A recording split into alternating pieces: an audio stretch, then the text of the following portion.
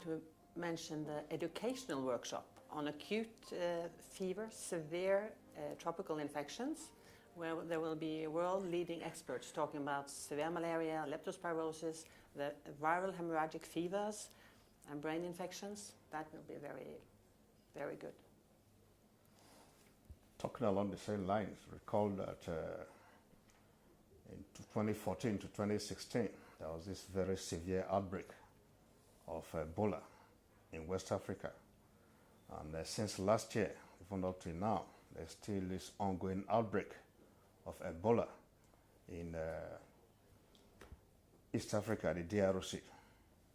Then, of course, in West Africa, Nigeria in particular, there has been this ongoing outbreak of Lassa fever. Now, these are two very severe viral hemorrhagic fevers. They are not only of local importance, but they are also of international importance, in the sense that these days, where the world is a global village, you find that it can readily spread everywhere. And by the way, Lassa fever remains the most exported or imported viral hemorrhagic fever.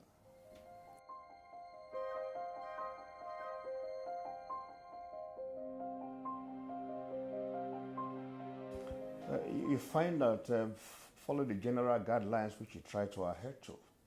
Yes, I've attempted to balance the projection of males and females. And of course, in terms of international issues, migration, economic migration from low-income countries, and associated problems, such as again related exportation of infectious diseases. And then in terms of minorities, of course, I'm an example, I would say. ECCMID tries to project the interest of these groups, and as much as possible, I think there's progress there.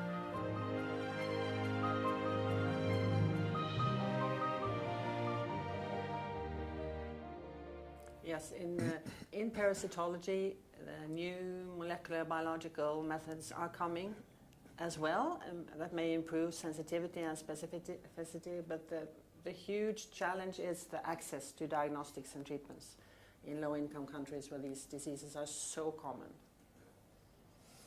Yeah, to add to that, you find, as she said, yes, newer and newer molecular methods of diagnosis are coming up. And the interesting thing about them is that they can be refined and refined such that the turnaround time becomes lower and lower. And newer and newer techniques are coming and incorporating an increasingly widening range of parasitic diseases. Again, of course, as been emphasized, the challenge is that in areas where these diseases are more prevalent, particularly the low-income countries, but also the middle-income countries, the resources are just not there. Because to develop these techniques is expensive. So this is where the North-South relationship comes up, where the haves will have to assist the have-nots. Otherwise, for the future, we foresee a situation where within a short time of arrival of these patients at health facilities, it's possible to make rapid diagnosis of all ranges of parasitic infections.